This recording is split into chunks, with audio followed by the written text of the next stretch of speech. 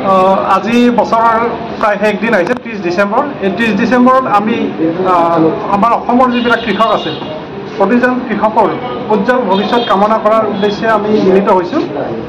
আৰু আমাৰ এই কৃষকসকলে যি কৃষি কৰ্ম কৰিলে এই কৃষি কৰ্মৰ যোগেদি যাতে তেখেতসকলে আগন্তুক দিনত ভাল ফল লাভ কৰিব পাৰে, আমাৰ সমগ্ৰ অসমৰ অৰ্থনীতিত যাতে তেখেতসকলে বুনিয়াদ হিচাপে নিজৰ কৰ্ম কৰি তেখেতসকলৰ আয় দুগুণ বৃদ্ধি কৰিব পাৰে, তো তাৰে মই আশা কৰিছোঁ।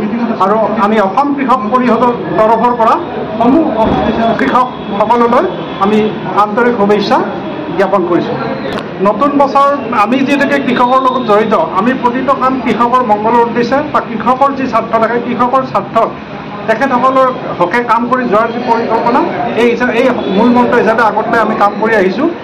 আৰু এতিয়া নতুনকৈ আমি কিছু অঞ্চলত ডেমচিৰ খেতি আৰম্ভ কৰিছোঁ। আপোনালোকে যে ডেমচিৰ খেতিখন আমাৰ চৰ অঞ্চলত বা তেনেকুৱা ধৰণৰ অঞ্চলত ইতিমধ্যে কৰি আহিছে। আমি এইবাৰ কামৰূপ জিলাৰো কিছু ঠাইত মানে দক্ষিণ কামৰূপৰ কিছু ঠাইত আমি পৰীক্ষামূলকভাৱে ডেমচিৰ খেতি কৰাৰ নতুন এটা প্ৰচেষ্টা হাতত লৈছোঁ। যোৱাবেলি আমি আলু খেতি কৰিছিলোঁ।